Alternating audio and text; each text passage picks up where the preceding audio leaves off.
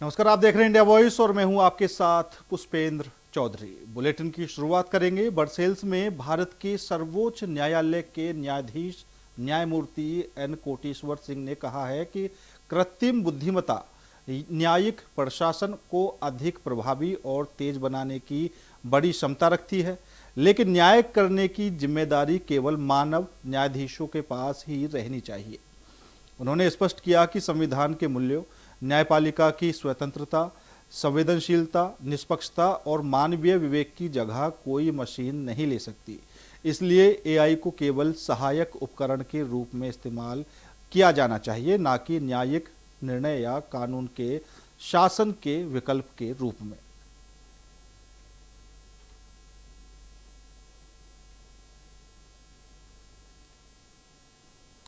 राम मंदिर चढ़ावा विवाद को लेकर सियासत पूरी तरह से गरमाई हुई है। यूपी की योगी सरकार और केंद्र सरकार विपक्ष के निशाने पर है, लेकिन मामले में उबाल तब आया जब असदुद्दीन ओवैसी ने मंदिर चढ़ावे विवाद को लेकर सरकार पर तीखा हमला बोला। उन्होंने चढ़ावे चोरी को लेकर कहा है कि ट्रस्ट ने एक गलती कर दी। उस ट्रस्ट में एक मुसलमान को मेंबर बना लेते और बाद में जब घोटाला सामने आया तो उस मुसलमान को लेकर एनकाउंटर कर देते, बुलडोजर से घर तोड़ देते और केस बंद कर देते। वही ओवैसी के बयान के बाद बीजेपी और संत समाज में काफी नाराजगी देखी गई है। राम मंदिर चढ़ावा विवाद को लेकर सियासत पूरी तरह से गरमाई हुई है। यूपी की योगी सरकार और केंद्र सरकार विपक्ष के निशाने पर है, लेकिन मामले में उबाल तब आया जब असदुद्दीन ओवैसी ने मंदिर के चढ़ावे विवाद को लेकर सरकार पर तीखा हमला किया। उन्होंने चढ़ावा चोरी को लेकर कहा है कि ट्रस्ट ने एक गलती कर दी। उस ट्रस्ट में एक मुसलमान को मेंबर बना लेते और बाद में जब घोटाला सामने आया तो उस मुसलमान का एनकाउंटर कर देते, बुलडोजर से उसका घर तोड़ देते और केस बंद हो जाता। ओवैसी ने राम मंदिर के चढ़ावे विवाद को लेकर क्या कुछ कहा है, वो आप सुनिए। अगर ट्रस्ट में गलती हो गई, उस ट्रस्ट में एक मुसलमान को तुम मेंबर बना लेते और बाद में जब ये घोटाला सामने आया तुम उस मुसलमान को ले जाकर एनकाउंटर कर देते, बुलडोजर से उसका घर तोड़ देते, केस क्लोज। चंपक तो मजे में है, चंपक अभी पूरे चंपक मजे में है। आप बताइए क्या हो रहा है, क्या हो रहा है बताइए आप। किसका घर नहीं तोड़ा जा रहा है। और ये बीजेपी आरएसएस वालों से हम पूछना चाह रहे हैं, ये चंपक आपका लाडला है या नहीं है, बताओ हमको। और हमको बोलते ये पाकिस्तानी है, ये जिहादी है, ये बांग्लादेशी है। बिजनौर के नजीबाबाद में एआईएमआईएम प्रमुख असदुद्दीन ओवैसी ने यह बयान दिया है। वहीं ओवैसी के बयान से यूपी की सियासत गरमाती नजर आ रही है। बीजेपी नेताओं ने ओवैसी के बयान पर पलटवार किया। साथ ही उन्होंने कहा कि ओवैसी तुष्टीकरण की राजनीति करते हैं। अब जो एक नकारात्मक विचारधारा लेकर आया है तो उसके बारे में, उनके वक्तव्यों के बारे में क्या विश्लेषण हो सकता है। बीजेपी सरकार में सबका साथ, सबका विकास, सबके लिए प्रयास का भाव है। उसमें हिंदू और मुसलमान के लिए नहीं है। अगर ये भाव होता तो ट्रिपल तलाक के मुस्लिम महिलाओं को सहायता देने के लिए नहीं होता। अगर ये भाव होता तो मदरसा शिक्षकों को भी जो पुरस्कार दिया गया है अभी मदरसा कॉलेजों को भी माध्यमिक शिक्षा के अनुसार, तो वो नहीं होता। ओवैसी साहब तो हमेशा तुष्टीकरण की बात करते हैं। वो कभी जामा मस्जिद की जांच कराने की बात कर सकते हैं क्या? किसी मकबरे की जांच कराने की बात कर सकते हैं क्या? किसी मस्जिद की जांच कराने की बात कर सकते हैं क्या? ये तो सनातन धर्म है जी, हिंदुओं का धर्म है। से सब कुछ सह लेते हैं, जांच भी करा लेते हैं, जेल भी चले जाते हैं। या किसी और धर्म में कभी ऐसा होता है क्या? तो ओबीसी साहब जैसे लोग जो हैं, उनका जो मूल एजेंडा है वो उत्तर प्रदेश या देश का विकास नहीं है। तुष्टीकरण की नीति पर वो केवल अपनी सियासत करना चाहते हैं। ओवैसी द्वारा राम मंदिर के चढ़ावे विवाद पर मामले ने तूल पकड़ा और संत समाज ओवैसी के बयान पर काफी नाराज दिखाई दिया। संत समाज ने ओवैसी के बयान का विरोध करते हुए कहा कि ये छोटा जिन्ना है और अंदर ही अंदर देश को बांटने का काम कर रहा है। बहुत ही निंदनीय और बहुत ही घटिया बयान है ओवैसी का। ओवैसी हमेशा राजनीति के मूड में रहता है।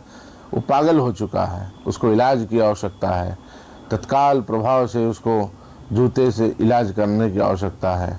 इस तरह का उसने कैसे सोच लिया कि राम मंदिर में मुसलमान को रखा जाएगा, आतंकवादी को किसी अच्छी जगहों पर रखा जाएगा, जो देश विरोधी गतिविधि में लिप्त हो उसको देश की विश्वसनीय संस्था में रखा जाएगा, बिल्कुल संभव नहीं है। यह बिना सिर पैर की बात है।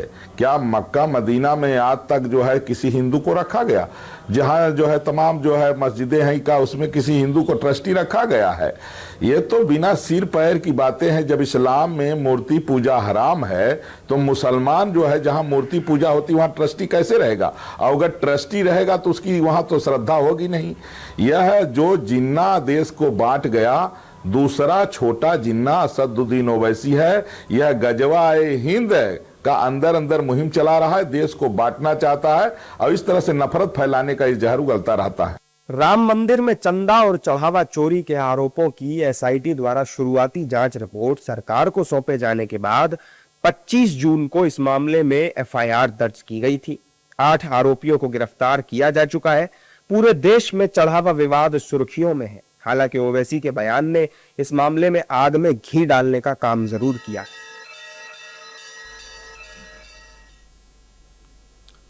गुजरात के मुख्यमंत्री भूपेंद्र पटेल के नेतृत्व में गुजरात सरकार राज्य में इको टूरिज्म, मरीन टूरिज्म और आइलैंड डेवलपमेंट को बढ़ावा दे रही है। इसके लिए करीब 20 करोड़ रुपए का बजट निर्धारित किया गया है। गुजरात की लगभग 1600 किलोमीटर लंबी तटीय रेखा को देखते हुए मरीन टूरिज्म की अपार संभावनाएं मानी जा रही हैं। सरकार कच्छ, द्वारका, जामनगर, पोरबंदर और सौराष्ट्र के तटीय क्षेत्रों को नए पर्यटन केंद्रों के रूप में विकसित कर रही है। बेट द्वारका में डॉल्फिन इको टूरिज्म, ओखामड़ी में टर्टल टूरिज्म और नरारा पिरोटन में मरीन टूरिज्म इंफ्रास्ट्रक्चर तैयार किया जा रहा है।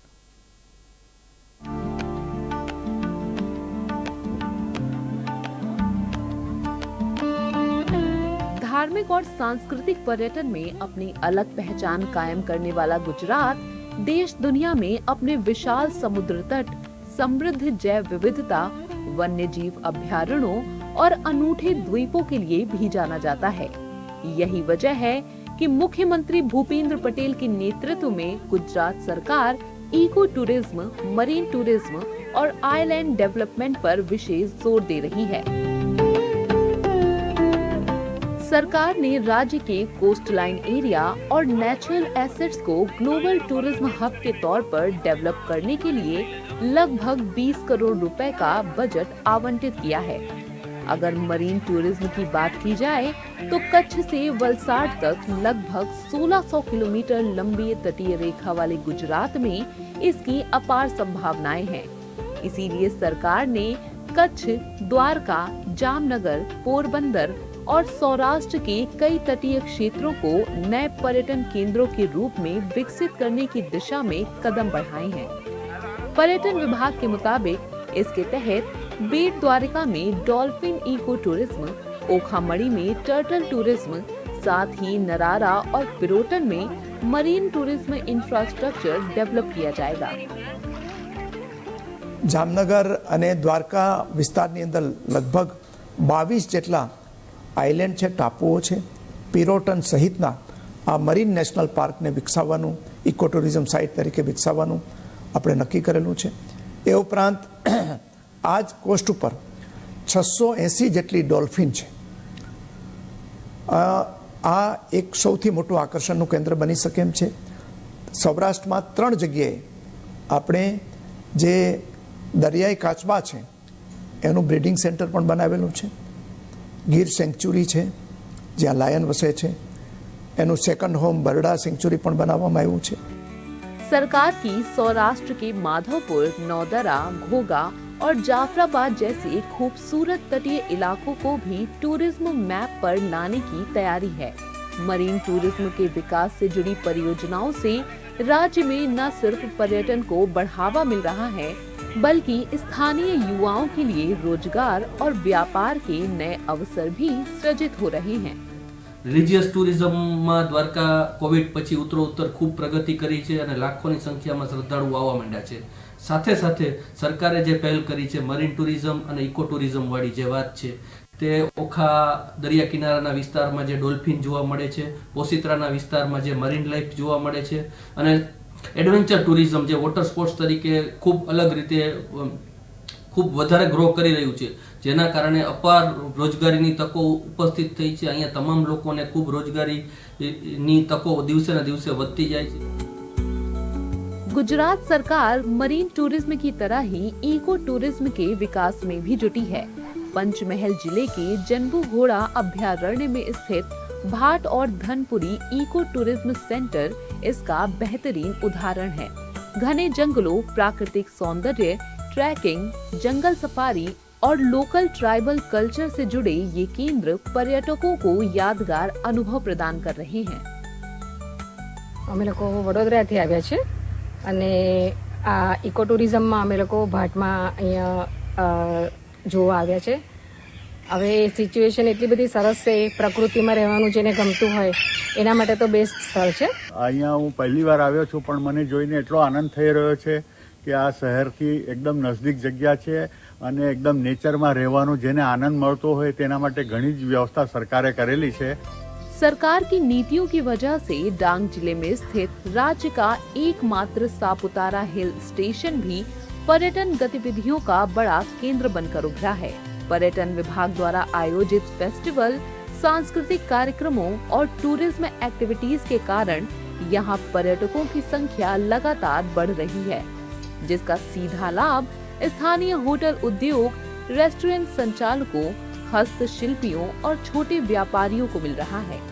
क्लाइमेट भी अच्छा है और अभी बारिश चालू हो जाएगा तो टूरिस्ट की जो संख्या है और इसमें बढ़ोतरी हो सकती है। और बाद में तो मानसून फेस्टिवल गुजरात टूरिज्म और सरकार करती है, इसीलिए हर साल टूरिस्ट का जो संख्या है हर साल बढ़ रही है। वातावरण ठंडी आबोहवा वातावरण અને વાદળછાયું વાતાવરણના લીધે ઘણા જ પબ્લિકો સહેલાણીઓ આવે છે અને પબ્લિકોનો ધસારો પણ ઘણો થાય છે અને અહીંના ફેસ્ટિવલો પણ ઘણા થાય છે। બધી જ સિઝનના ફેસ્ટિવલો થાય છે એટલે પબ્લિકો ઘણા જ આવે અને નાના મોટા વેપારીઓને રોજગારીની તક પણ ઘણી મળે છે। जंगलों के बीच इको टूरिज्म, पहाड़ों पर टूरिज्म फेस्टिवल और अब समुद्र के तटों पर विकसित किए जा रहे नए नए मरीन टूरिज्म प्रोजेक्ट आज गुजरात को देश के प्रमुख इको मरीन टूरिज्म डेस्टिनेशन के तौर पर स्थापित कर रहे हैं। सरकार के इन प्रयासों से जहां पर्यावरण संरक्षण को बढ़ावा मिल रहा है, वहीं लोकल इकोनॉमी, रोजगार, व्यापार और पर्यटन को भी खासा प्रोत्साहन मिल रहा है। राम मंदिर चढ़ावा चोरी मामले को लेकर यूपी की सियासत उबाल पर है। अयोध्या में कांग्रेस नेताओं के दल के साथ राम मंदिर में दर्शन करने जा रहे कांग्रेस के अध्यक्ष अजय राय को पुलिस ने हाउस अरेस्ट कर लिया। सोमवार देर रात अजय राय को होटल पद्मश्री पैलेस में नजरबंद किया गया। रात को ही अयोध्या पुलिस उन्हें अपने साथ ले गई और आचार्य नरेंद्र देव कृषि और प्रौद्योगिक विश्वविद्यालय के गेस्ट हाउस में उन्हें रखा गया। अजय राय की नजरबंदी के खिलाफ यूपी कांग्रेस में भारी रोष है। कांग्रेस का कहना है कि हमारे नेता नोटिस देकर वहां गए थे, सरकार चोरी और सीनाजोरी का काम कर रही है। राम मंदिर चढ़ावा चोरी मामले को लेकर यूपी की सियासत उबाल पर है। अयोध्या में कांग्रेस नेताओं के दल के साथ राम मंदिर में दर्शन करने जा रहे यूपी कांग्रेस के अध्यक्ष अजय राय को पुलिस ने हाउस अरेस्ट कर लिया। सोमवार देर रात अजय राय को होटल पद्मश्री पैलेस में नजरबंद किया गया था। रात को ही अयोध्या पुलिस उन्हें अपने साथ ले गई और आचार्य नरेंद्र देव कृषि एवं प्रौद्योगिक विश्वविद्यालय के गेस्ट हाउस में उन्हें रखा गया है। अजय राय की नजरबंदी के खिलाफ यूपी कांग्रेस में भारी रोष है और पुलिस से उनकी बातचीत चल रही है। कांग्रेस का कहना है कि हमारे नेता नोटिस देकर वहां गए थे, सरकार चोरी और सीनाजोरी का काम कर रही है। अब देखो ऐसा है कि हम लोग ये सूचना देके आए थे। हमारे अजय राय जी जो प्रदेश अध्यक्ष हैं, उन्होंने सूचना दिया था कि हम लोग अयोध्या में दर्शन करने डेलीगेशन हमारा आएगा, तो कोई दिक्कत नहीं थी। तो मैं अपने संसदीय क्षेत्र में दौरे में था, तो हम छप उप गया था अखबार में, तो अमेठी वाले रायबरेली वाले कह रहे हैं कि भाई हम भी जा सकते हैं। मैं कहा आ जाओ भाई, वहाँ किसी को रोक तो थोड़ी है। तो ये लोग भी मतलब आ गए। लेकिन मैं कल देखा कि जैसे ये हुआ तो पूरा मीठी के हमारे कांग्रेस कार्यकर्ताओं को हाउस अरेस्ट शुरू कर दिया। देखिए, चोर चोरी भी कर रहा है और सीना जोरी भी कर रहा है। और जब चोरी को पकड़ने के लिए या चोरी को समझने के लिए जब हमारे उत्तर प्रदेश के अध्यक्ष अजय राय के नेतृत्व में पूरा एक डेलीगेशन जाता है, तो ऐसे समय में उनको उनके घर में हाउस अरेस्ट किया जाता है। इसका मतलब सीधा है कि कहीं ना कहीं चोर चोरी के डर से घबरा रहा है। दूसरी तरफ समाजवादी पार्टी ने भी कांग्रेस के सुर में सुर मिलाते हुए कहा कि अगर कुछ नहीं हुआ है तो फिर कोई भी मंदिर जाए, उससे क्या फर्क पड़ता है। तो मंदिर एडमिनिस्ट्रेशन और सरकार स्पष्ट करे कि कौन सी ऐसी चोरी है जिसको छुपाना चाहते हैं। साच को आज क्या, अगर सच है, कुछ गलत नहीं हुआ तो कोई जाए देखे, क्या फर्क पड़ता है। वो तो भगवान राम का घर है ना, इनका कोई बपौती तो है नहीं, इनकी पर्सनल प्रॉपर्टी तो है नहीं, इनके पैसे से तो बना है नहीं, क्यों नहीं कोई जा सकता, क्यों हाउस अरेस्ट किया गया है। वहीं प्रदेश में सत्तारूढ़ बीजेपी ने इस मामले में कांग्रेस पर निशाना साधते हुए कहा कि राम मंदिर पर चढ़ाई करने वाले आज चढ़ावे पर सवाल कर रहे हैं। देखो, ऐसा है कि श्री राम जन्मभूमि पर जो चढ़ाई करने वाले लोग हैं, वो चढ़ावे पर जो है वो जो सवाल और बवाल कर रहे हैं, वो अपने आप में जो है वो आश्चर्य पैदा करता है। ये वो लोग हैं जो लोग कि अयोध्या में श्री राम जन्मभूमि पर भगवान राम का जन्म हुआ कि नहीं हुआ, इस पर सवाल और सबूत करते थे। अब आज जो है वो बहुत बड़े राम भक्त बन करके जो है वो चढ़ाई करने वाले जो है वो चढ़ावे पे सवाल कर रहे हैं। कानून अपना काम कर रहा है, दूध का दूध पानी का पानी होगा। अरे कुछ नहीं, ये सब ऐसा है, 100 ठो 50 ठो आदमी नहीं इनके पास हैं, ये छटपटा रहे हैं। भगवान का मंदिर ना बने, अदालत से लेकर और हर जगह कितना इन लोगों ने प्रयास किया, ये किसी से छुपा है क्या। ये बेवजह एक मुद्दा बनाने की कोशिश की जा रही है उत्तर प्रदेश की राजनीति, और इसको बनने नहीं दिया जाएगा। सरकार ने जो कार्रवाई किया है और आगे जो कार्रवाई करेंगे, पूरे प्रकरण को दूध का दूध पानी का पानी करके सरकार छोड़ने जा रही है। इसलिए इन लोगों को बेवजह उपद्रव करना है, ये उपद्रवी लोग हैं। अजय राय समेत अपने अन्य नेताओं को नजरबंद किए जाने के खिलाफ कांग्रेसी नेता आचार्य नरेंद्र देव एग्रीकल्चर यूनिवर्सिटी के बाहर विरोध प्रदर्शन करते हुए भी नजर आए। कांग्रेस के नेताओं ने यहां हनुमान चालीसा का पाठ करके विरोध जताया। राम मंदिर में चढ़ावे की चोरी पर मचा ये सियासी बवाल अभी थमता नजर नहीं आ रहा है। उत्तर प्रदेश के 2027 विधानसभा चुनाव में अभी समय है, लेकिन यूपी में सियासी बयानबाजी का दौर शुरू हो गया है। एआईएमआईएम के प्रमुख असदुद्दीन ओवैसी ने यूपी में चुनावी बिगुल फूंक दिया है। ओवैसी ने यूपी चुनाव से पहले ही राज्य की बीजेपी सरकार को जमकर घेरा। ओवैसी ने यहां तक कह दिया कि राज्य में बीजेपी की सरकार को रोकने के लिए वे चुनाव में किसी से भी गठबंधन करने के लिए तैयार हैं। तो वहीं ओवैसी के बयान के बाद यूपी की सियासत पूरी तरह गर्मा चुकी है।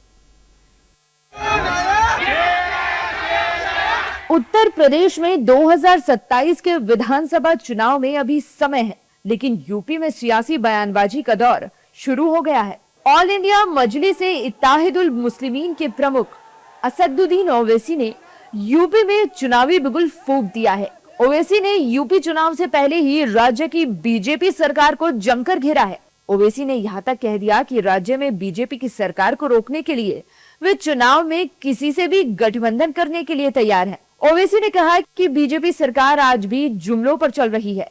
भाजपा ने जनता के हित में कोई काम नहीं किया, सभी धर्मों के लिए लोगों के दिल में दीवार जरूर खड़ी कर दी है। अगले चुनाव में जनता भाजपा को सबक सिखाने का मन बना चुकी है। साल 2024 के लोकसभा चुनाव में उत्तर प्रदेश की जनता भाजपा को आईना दिखा भी चुकी है। बीजेपी को उत्तर प्रदेश में फिर से सत्ता में नहीं आने देना है। भाजपा को सत्ता में आने से रोकने के लिए वे चुनाव में गठबंधन करने को भी तैयार हैं। ओवैसी के बीजेपी को हराने वाले बयान ने यूपी में सियासी हलचल पैदा कर दी है। बीजेपी नेताओं ने ओवैसी के बयान को बहुत ही हल्का बयान बताया है। बीजेपी नेताओं ने ओवैसी पर पलटवार करते हुए कहा कि वो इससे पहले बिहार, बंगाल में भी इस तरह की बयानबाजी कर चुके हैं, यूपी चुनाव में भी कर रहे हैं, लेकिन इससे कोई फायदा नहीं होगा। तो ऐसा है कि इन चुनावों में जो ये पिटी हुई पॉलिटिकल पार्टीज़ के प्राक्सी पिट्ठुओं के प्रायोजित जो लोग हैं वो बहुत से दिखाई पड़ेंगे आपको। और इस तरह के पिटे हुए पॉलिटिकल पार्टीज़ के जो प्राक्सी प्रायोजित पिट्ठू हैं वो समय समय पर जो है वो बीजेपी के खिलाफ जो है वो एक वर्ग विशेष में भय और भ्रम का भंवरजाल फैलाने में लगे रहते हैं। चलिए, ये उनके मन की इच्छा है। ऐसी उन्होंने मन की इच्छा बंगाल में भी जाहिर की थी, ऐसी बिहार में भी जाहिर की थी, परंतु अंततः लोगों ने भाजपा को भरपूर आशीर्वाद दिया। अब भाजपा को हराना ही सबका लक्ष्य है तो उत्तर प्रदेश की जनता इस बात को समझती है कि ना ओबीसी साहब का कोई विचार है, ना समाजवादी पार्टी का कोई विचार है, ना कांग्रेस का कोई विचार है। इन सब का विचार अगर भाजपा को हराने का ही है तो उत्तर प्रदेश की जनता मेरे ख्याल से इसे किसी कीमत पर भी स्वीकार नहीं करेगी। 9 सालों में 9.5 सालों में उत्तर प्रदेश की डबल इंजन की सरकार ने उत्तर प्रदेश की तस्वीर को बदला है, लोगों की तकदीर को बदला है। इसलिए ओबीसी साहब आ जाएं, कांग्रेस पार्टी आ जाए, समाजवादी पार्टी आ जाए, 2027 में फिर से एनडीए की सरकार बनना तय है। जिससे चाहे उससे गठबंधन करें, हमें क्या दिक्कत है। हम कोई असौदीन अवैसी के वोट के भरोसे राजनीति नहीं करते हैं। हम जो गरीब कल्याण का काम करते हैं, जो आम लोगों के दिल में माननीय मोदी जी के प्रति श्रद्धा है, जो उत्तर प्रदेश में अपराध नियंत्रण पर और औद्योगिक विकास पर योगी जी के कार्य हुए हैं, उनके बदौलत हम उत्तर प्रदेश में 3/4 बहुमत के साथ आएंगे। बीजेपी के साथ ही विपक्ष दलों के नेताओं ने भी ओवैसी के बयान की आलोचना की है। विपक्षी नेताओं ने ओवैसी पर पीछे से बीजेपी को सपोर्ट करने का आरोप लगाया है। विपक्षी नेताओं का कहना है कि वो इस तरह का काम करके ही वे राज्य में बीजेपी की सरकार बनवाने में मदद करते हैं। बीजेपी को हराने के लिए या बीजेपी को जिताने के लिए ओवैसी साहब? एक दिन पहले जब सलारजंग गाजी को तमाम उल्टी सीधी बातें बहराइच में योगी आदित्यनाथ जी कहते हैं और अगले दिन आकर के आप राजा सुहेलदेव साहब सबको कहने लगते हैं। ये जो गठबंधन है आपका, इसके बाद भी आपको किसी गठबंधन की आवश्यकता है क्या? आप मुसलमानों के ठेकेदार बनते हैं, भाजपा हिंदुओं के ठेकेदार बनती है और हिंदुस्तानियों को आप ठगते हैं। भाजपा वाले भी और ओवैसी मिलकर के दोनों हिंदुस्तानियों को ठगने का काम करते हैं। जनता सब जानती है, जनता इनको करारा जवाब है। देखिए, ओवैसी जी का तो काम ही भारतीय जनता पार्टी को कवर फायरिंग देने का है। ओवैसी जी चुनाव में भारतीय जनता पार्टी के साथ खड़े होते हैं। चुनाव इसलिए लड़ते हैं कि बीजेपी जीत पाए। अगर उनको इतनी चिंता है इनकाउंटर वालों की, तो उनके खिलाफ में चुनाव जब लड़ते हैं तो फायदा उनको क्यों पहुंचाते हैं? जिस सीट पे वो लोग चुनाव लड़ते हैं वहां भारतीय जनता पार्टी को सीधा फायदा होता है। यूपी चुनाव 2027 को लेकर सत्ता पक्ष और विपक्ष के बीच अपने अपने कार्यकाल को लेकर बहस तेज हो गई है। सपा और बीजेपी एक दूसरे के कार्यकाल में हुई घटनाओं को लेकर एक दूसरे पर हमलावर हैं। वहीं ओवैसी के इस बयान ने यूपी की सियासत को फिर से गरमाना शुरू कर दिया है। ओवैसी के बयान के बाद अब सियासी बयानबाजी भी तेज हो गई है। फिलहाल मेरे साथ इस बुलेटिन में इतना ही। बाकी देश और दुनिया की तमाम खबरों के लिए देखते रहिए इंडिया वॉइस।